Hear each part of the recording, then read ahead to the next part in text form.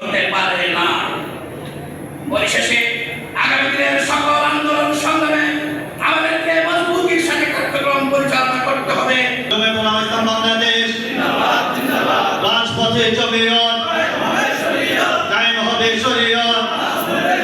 জমিয়তুল উলামা ইসলাম বাংলাদেশ ঢাকা মহানগর উত্তর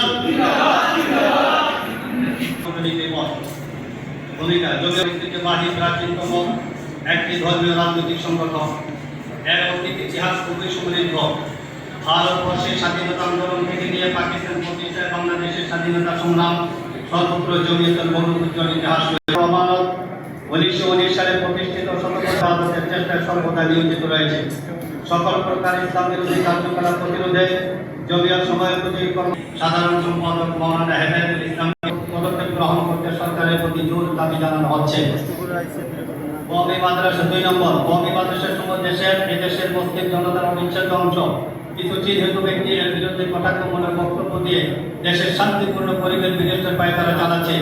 ঢাকা মহানগর উত্তর কর্তৃক আয়োজিত আজকের সদস্য সম্মেলন ও কাউন্সিল অধিবেশনের মহতারাম সভাপতি ফাঁসি দেওয়ার মতো অবস্থা, স্থানীয় প্রশাসন এবং সামাজিক নেতৃবৃন্দের সাথে সমন্বয় করে জমিয়তের কর্মী এবং নেতৃবৃন্দরা যদি আমরা সাহসী ভূমিকা পালন করি, এই অভিশাপ থেকে সমাজ এবং দেশকে যেমন মুক্ত করে তৃণমূল পর্যায়ে সাধারণ মানুষের সাথে পরিচয় করানো এবং তাদেরকে সংগঠনের সাথে যুক্ত করা কোনোদিন আপনাদেরকে ক্ষমা করবে না।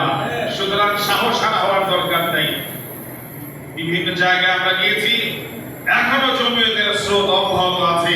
বিগত নির্বাচনের সিদ্ধান্তকে অনেকে প্রকাশ্যে, এই জন্য আমাদের বিশ্বাস এবং তাদের লেখনী থেকে বোঝা যায়, যারা ফেসবুকে গান বন্ধ করে লেখালেখি করে, 2-3 জমা পড়ুয়া ছাত্র না হাবিবের হেদায়েতুল্লাহ কাফিয়া পর্যন্ত ওই পর্যন্ত জ্ঞান তাদের বোঝার যোগ্যতা হয় নাই, যার দ্বারা প্রশংসাগুলি করে এদের মধ্যে চিন্তাধারা সেগুলো প্রকাশ করবেন, সুন্দর ভাষায় জবাব দিবেন, না পারলে চুপ থাকবেন। দলকে